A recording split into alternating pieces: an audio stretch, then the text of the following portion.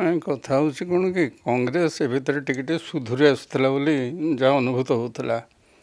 କାରଣ କେନ୍ଦ୍ରରେ କଂଗ୍ରେସ ଯେଉଁ ସ୍ଥିତିରେ ଅଛି ସେ ଦୃଷ୍ଟିରୁ ଓଡ଼ିଶାରେ ମଧ୍ୟ ସେମାନଙ୍କ ଷ୍ଟ୍ରେଙ୍ଗଥ୍ ବଢ଼ିବ ଏବଂ ସେମାନଙ୍କ ଏକତା ବଢ଼ିବ ବୋଲି ଆଶା କରାଯାଉଥିଲା। କିନ୍ତୁ ଦେଖାଯାଉଛି ଯେ କଂଗ୍ରେସ ଓଡ଼ିଶାରେ ଦିନକୁ ଦିନ ଦୁର୍ବଳ ହେଉଛି। କାରଣ ତାଙ୍କର ଯିଏ ଅଛନ୍ତି ସଭାପତି ଶରଦ ପଟ୍ଟନାୟକ ସିଏ ତାଙ୍କ ଦଳଟାକୁ ଏକାଠି ରଖିପାରୁନାହାନ୍ତି। ତାଙ୍କ ବିରୁଦ୍ଧରେ ବହୁ ଲୋକ ଅଭିଯୋଗ କଲେଣି ଏବଂ ବହୁ କଂଗ୍ରେସର କର୍ମୀ ଏବଂ ଏପରିକି ବହୁ କଂଗ୍ରେସ ପାଇଁ ଯଥେଷ୍ଟ ଇଏ ଦେଇଥିବା ଉତ୍ସର୍ଗ କରିଥିବା ସମୟ ଏବଂ ସବୁକିଛି ସେମାନଙ୍କୁ ମଧ୍ୟ ଦଳରୁ ବହିଷ୍କାର କରାଗଲାଣି। ତେଣୁକରି ଯେଉଁ 9ରୁ 90 ଯେଉଁ ସ୍ଲୋଗାନଟା ସେ 9 ତାରିଖଠୁ ତାଙ୍କର ଆରମ୍ଭ ହେଇପାରିଲାନି।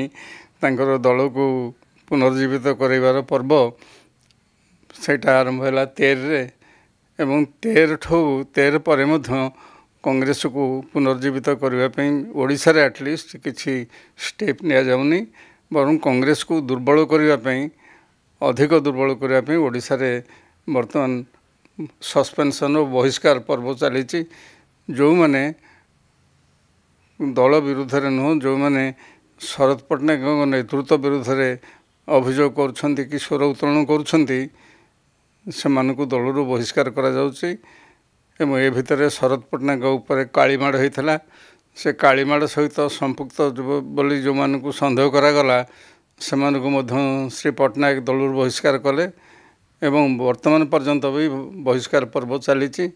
ଯାହାଫଳରେ କି କଂଗ୍ରେସର ଜଣେ ମହିଳା କର୍ମୀ କଂଗ୍ରେସ ଭବନ ସାମ୍ନାରେ ଧାରଣାରେ ବସିଛନ୍ତି ଆଜିକି 3-4 ଦିନ ହେଲାଣି ଏବଂ ସେ ଶରଦ ପଟ୍ଟନାୟକଙ୍କ ବିରୁଦ୍ଧରେ ବର୍ତ୍ତମାନ ଦଳରେ ଏକ ପ୍ରକାର ବିଦ୍ରୋହ ଦେଖାଦେଲାଣି ଏବଂ ବହୁ ତୁଙ୍ଗ ନେତା କଂଗ୍ରେସର ଓଡ଼ିଶାର ନେତା ସବୁ ସେ କହିଲେଣି ଯେ ଶରଦ ପଟ୍ଟନାୟକ ଆଟଲିଷ୍ଟ ନିଜର ସମ୍ମାନ ଦୃଷ୍ଟିରୁ ନିଜ ପଦବୀରୁ ଇସ୍ତଫା ଦେଇଦେଲେ କଂଗ୍ରେସଟା ଓଡ଼ିଶାରେ ସୁସଂଗଠିତ ହୋଇପାରିବ ଏବଂ ଯେଉଁମାନେ ଶରଦ ବିରୋଧୀ ସେମାନେ କଂଗ୍ରେସରୁ ଚାଲିଗଲା ପରେ କଂଗ୍ରେସରୁ ଚାଲିଗଲା ପରେ ସେମାନେ ସୁସଂଗଠିତ ହୋଇ ଦଳକୁ ନିଶ୍ଚିତ ଭାବରେ ମଜବୁତ କରିପାରିବେ।